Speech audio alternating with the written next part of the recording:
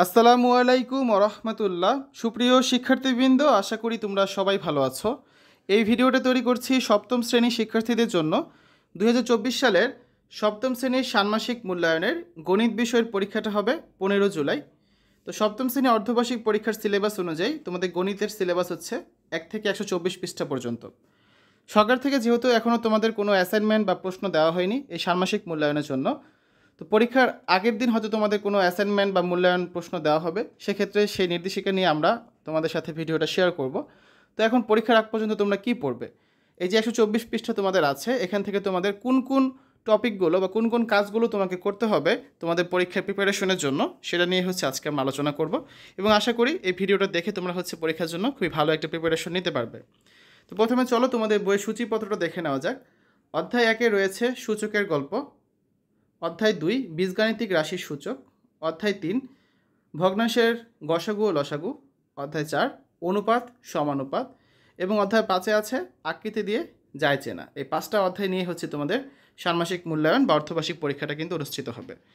তো প্রথমে দেখো অভিজ্ঞতা 1 যেটা আছে সূচকের গল্প, এখান থেকে তোমাদের যে কাজগুলো করতে হবে: ছক 1.14, ছক 1.16, ছক 1.18, এই তিনটা ছক, ছক 1.34, 1.36, 1.37, এই তিনটা ছক, তারপর হচ্ছে 24 পৃষ্ঠার একক কাজ, তারপর 28 পৃষ্ঠার অনুসরণী 3 ও 4 নংয়ের কাজের পরিকল্পনা।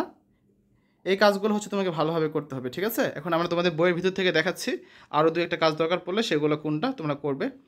ছক 1.14, এই ছকটা হচ্ছে তোমরা করবে যেটা আছে তোমাদের পাঠ্য বইয়ের 8 নম্বর পৃষ্ঠায়। তারপর হচ্ছে ছক 1.16, এই ছকটা তোমাদের করতে হবে। এগুলো ভালোভাবে শিখবে, বইয়ে যা সব কিছু তো করবে, তবে এগুলো হচ্ছে একটু বেশি গুরুত্ব সহকারে করবে। এটা আছে তোমাদের বইয়ের 10 নম্বর পৃষ্ঠায়। তারপর ছক 1.18, এই ছকটা রয়েছে তোমাদের বইয়ের 12 নম্বর পৃষ্ঠায় এবং 13 নম্বর পৃষ্ঠায়। এরপর করবে ছক 1.34, খুব ইম্পর্ট্যান্ট একটা ছক, এই ছকটা আছে হচ্ছে তোমাদের পাঠ্য বইয়ের 23 পৃষ্ঠায়। এর সাথে ছক 1.35 তোমরা দেখবে। তারপর হচ্ছে ছক 1.36, এটাও খুব ইম্পর্ট্যান্ট একটা ছক, এই ছকটা রয়েছে তোমাদের বইয়ের কত পৃষ্ঠায় দেখো, 24 পৃষ্ঠায়।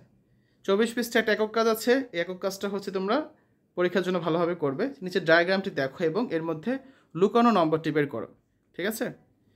এই গেল। তারপর ছক 1.37 দেখবে, 25 পৃষ্ঠায় রয়েছে ছকটা। এরপর হচ্ছে তোমরা অনুসরণী প্রশ্নগুলো করবে। 1 নম্বরে কী আছে, নিচের সূচকগুলো নির্ণয় করো। 2 নম্বরে আছে সূচকের সংক্ষিপ্ত আকারগুলো নির্ণয় করো।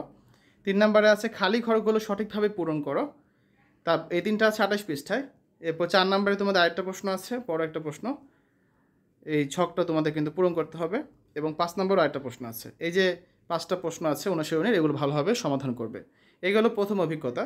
অভিজ্ঞতা নং 2-এর নাম কি, বীজগাণিতিক রাশির সূচক। এখান থেকে যে কাজগুলো করবে 53 থেকে 55 পৃষ্ঠার একক কাজ এবং 49 থেকে 50 পৃষ্ঠার একক কাজ, ঠিক আছে?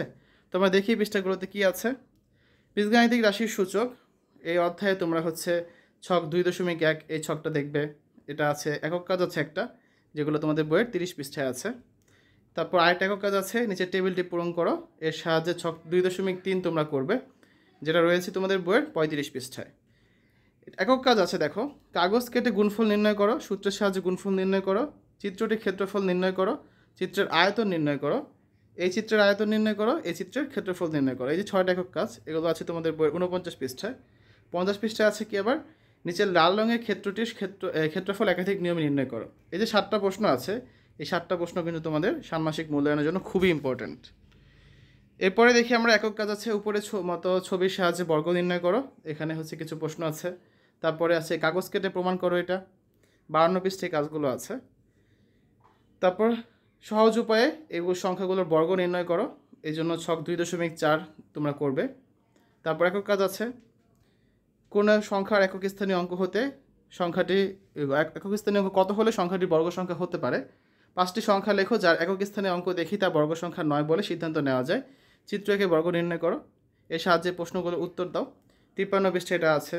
তারপর 54 পৃষ্ঠায় এখানে আরও কিছু প্রশ্ন আছে, এগুলো তোমরা দেখবে। একটা একক কাজ আছে, চিত্র একে বর্গ নির্ণয় করো, এই যে কাজগুলো যেগুলো আছে তোমাদের বইয়ের 53 থেকে 55 পৃষ্ঠায় কাজগুলো আছে। তারপর আরেকটা একক কাজ, মনে করো বর্গক্ষেত্রটি এক বাহুর দৈর্ঘ্য a+b+c হলে বর্গক্ষেত্রটি অঙ্কন করো। তারপর a+b+c হোল স্কয়ার সমান কত। এটা আছে তোমাদের বইয়ের 55 পৃষ্ঠা। তো 53 থেকে 55 পৃষ্ঠার যে কাজগুলো আছে এগুলো তোমরা সব কিছুই কিন্তু ভালোভাবে করবে। এগুলো করা হয়ে গেলে অনুশীলনীতে চলে যাবে। অনুশীলনীর 1 নম্বরে আছে রাশিগুলোকে সরল করো, 2 নম্বরে রাশিগুলোর বর্গ নির্ণয় করো, 3 নম্বরে হচ্ছে কাগজ কেটে এগুলো প্রমাণ করো, যেগুলো আছে তোমাদের বইয়ের 56 পৃষ্ঠায়। ঠিক আছে, এই ছিল অভিজ্ঞতা 2। অভিজ্ঞতা 3-এ দেখি আমরা কি আছে। ভগ্নাংশের গসাগু ও লসাগু। এখান থেকে তোমরা 60 পৃষ্ঠা, 65 পৃষ্ঠা এবং 70 পৃষ্ঠা একক কাজ করবে, 61 পৃষ্ঠা একক কাজ করবে। তো আমরা দেখি এই কাজগুলো কি কি আছে। 60 পৃষ্ঠার তুমি তোমার পছন্দ মতো 5টি সাধারণ ভগ্নাংশ নাও এবং তাদের 10টি করে গুণনীয়ক নির্ণয় করো। এই কাজটা আছে তোমাদের বইয়ের 60 পৃষ্ঠায়। তারপরে আরেকটা একক কাজ দেখো, 10টি করে গুণনীয়ক নির্ণয়ের মাধ্যমে নিজের ভগ্নাংশগুলোর সাধারণ গুণনীয়ক নির্ণয় করো। ঠিক আছে, এই একক কাজটা। এবং তারপর আরেকটা একক কাজ আছে, গ্রিডের সাহায্যে এর মাঝে কোনটি বড় সেটি নির্ণয় করো এবং এই সংখ্যা দুটার মাঝে কোনটা বড় সেটা দেখো। এগুলো আছে তোমাদের বইয়ের 61 পৃষ্ঠায়। ছক 3.6-এর ন্যায় 3/11 এর গুণনীয়কগুলো নির্ণয় করো ও যাচাই করো।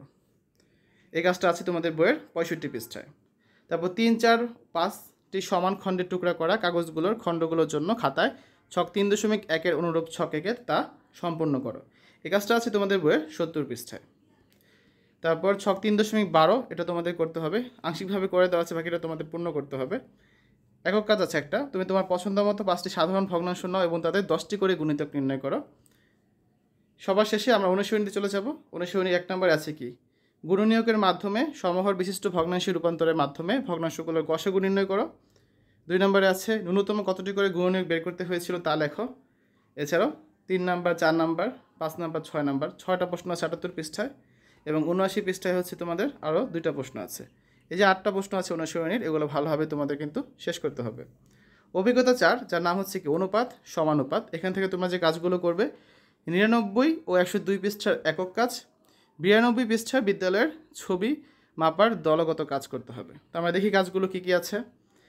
একক কাজ, কোনো এক সোমবারে তোমাদের নিকটস্থ বাজারে কেজি প্রতি আলু ও বেগুনের দামের অনুপাত 4:9। আলুর দাম 20 টাকা হলে বেগুনের দাম কত? আর মঙ্গলবার বাজারে প্রাপ্যতার ঘাটতির জন্য বেগুনের দাম কেজি প্রতি 5 টাকা বৃদ্ধি পেলে নতুন অনুপাত কত হবে? এই কাজটা তোমরা করবে, যেটা আছে তোমাদের 86 পৃষ্ঠায়। তারপর একটি স্কুলের শিক্ষার্থীর সংখ্যা 820 জন, বছরের শুরুতে 5% শিক্ষার্থী নতুন ভর্তি করা হলে বর্তমানে ওই স্কুলে শিক্ষার্থীর সংখ্যা কত? 91 পৃষ্ঠার এই কাজটা করবে। তারপর এখানে দেখো একটা ছবি আছে, এখানে কিছু প্রশ্ন আছে, এই প্রশ্নগুলোর সমাধান তোমাকে করতে হবে। এই যে ছক আছে, ছক 4.6, এই ছকটা পূরণ করতে হবে। তোমাদের বই 92 পৃষ্ঠায় কাজটা আছে। তাহলে ছক 4.9-এর সাহায্যে নিচের ছকটি পূরণ করো। 99 পৃষ্ঠার ছক 4.10 এটা তোমরা হচ্ছে করবে।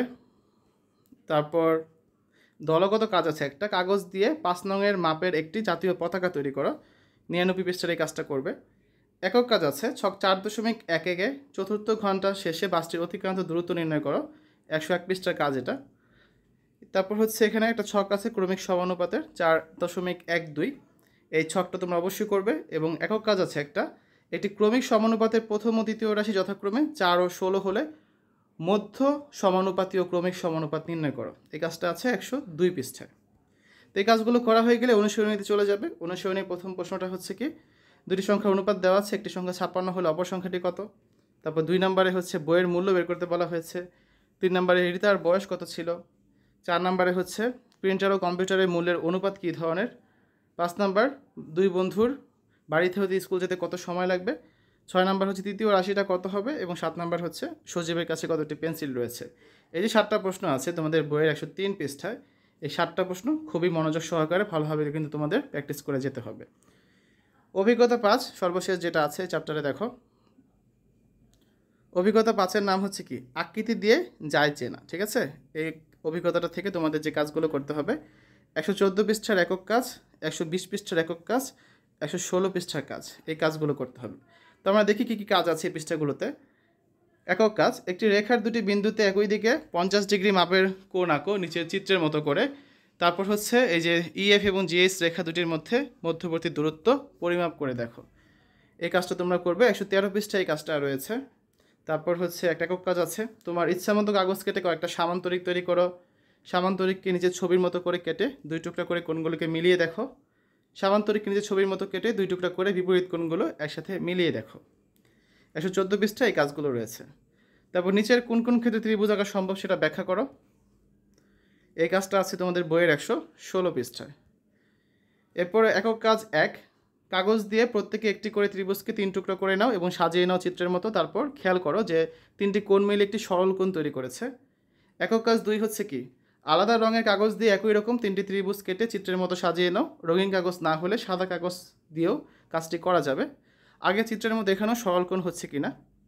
একক কাজ 3, একটি ত্রিভুজ এবিসি নিয়ে এসি বাহুকে ভাঁজ করে শীর্ষবিন্দু দিয়ে অতিক্রমকারী একটি লম্ব তৈরি করো। লম্বটি যে বিন্দুতে এসিকে ছেদ করে তার নাম দিলাম আমরা ডি। এখন তোমাদের কাজ হচ্ছে কি, যে তাদের মধ্যে কোনো মিল পাচ্ছ কিনা, আবার এসি এবং ইএফ রেখা দুটিকে পর্যবেক্ষণ করে তাদের মাঝে কোনো সম্পর্ক পাচ্ছ কিনা। তারপর এ ও সিকে ডি এর সাথে মিলিয়ে নাও। তারপর দলগত কাজ আছে একটা, যে প্রত্যেকে খাতায় একটি করে ত্রিভুজ আঁকো। এবার নিচের ছকটি পূরণ করো। 5টি ত্রিভুজের ছকে উল্লিখিত কোণগুলো পরিমাপ করো। এই যে ছকটা তোমাদের কিন্তু পূরণ করতে হবে, ঠিক আছে। 121 পৃষ্ঠায় এই কাজটা রয়েছে। এরপর একক কাজ আছে একটা, তোমাকে একটি ত্রিভুজ আঁকতে বলা হলো যার 3 বাহুর দৈর্ঘ্য 4 সেন্টিমিটার, 5 সেন্টিমিটার ও 10 সেন্টিমিটার। তুমি কি ত্রিভুজটা আঁকতে পারবে? আঁকা সম্ভব কিনা তার কারণ একটি বাক্যে ব্যাখ্যা করো। এই কাজটা করা হয়ে গেলে তোমরা অনুশীলনীতে চলে যাবে। তোমাদের অনুশীলনীর প্রথম প্রশ্নটা কি, নিচের সমস্যাগুলো কাঠি দিয়ে অথবা ভাঁজ করে সমাধান করো। এটা হচ্ছে 1 নম্বরে তোমাদের বের করতে হবে কি, কোণ MRN, এই কোণটার মান কত, ঠিক আছে, এই যে এই কোণটা। তারপর 2 নম্বরে হচ্ছে তোমাদের বের করতে বলা হয়েছে কোণ জ্যাটের মান কত, কোণ এক্সের মান কত, কোণ ওয়াই মাইনাস জ্যাটের মান কত। 3 নম্বরে হচ্ছে চিত্র থেকে এক্স কোণের মান বের করতে বলা হয়েছে, এই কোণটার মান। এগুলো আছে 123 পৃষ্ঠায়। 4 নম্বরে চিত্র থেকে ডব্লিউর মান বের করতে বলা হয়েছে, এই যে এই কোণটা। আর 5 নম্বরে চিত্র থেকে কোণ এক্সের মান বের করতে বলা হয়েছে। 6 নম্বরে হচ্ছে চিত্রে বসানো পরিমাপ দেখে বলতে হবে ত্রিভুজের বৃহত্তম কোণ কোনটি 3টা কোণের মধ্যে। এটা আছে 124 পৃষ্ঠায়। তো শিক্ষার্থীরা, এতক্ষণ আমরা আলোচনা করলাম সপ্তম শ্রেণীর ষান্মাসিক মূল্যায়নের গণিত বিষয়ের অর্ধবার্ষিক পরীক্ষার সিলেবাসে 1 থেকে 124 পৃষ্ঠার মধ্যে তোমাদের কোন কাজগুলো পরীক্ষার জন্য ভালোভাবে করতে হবে বা কোন ধরনের প্রশ্ন তোমাদের পরীক্ষা আসতে পারে সেই বিষয়গুলো তোমাদের এতক্ষণ বুঝিয়ে দেওয়ার চেষ্টা করেছি। আশা করি ভিডিওটা থেকে তোমরা কিছুটা হলেও উপকৃত হবে এবং পরীক্ষার জন্য খুব ভালো একটা প্রিপারেশন নিতে পারবে। তো শিক্ষার্থীরা, সকলে সুস্থতা কামনা করে আজ এখানে বিদায় নিচ্ছি। আল্লাহ হাফেজ।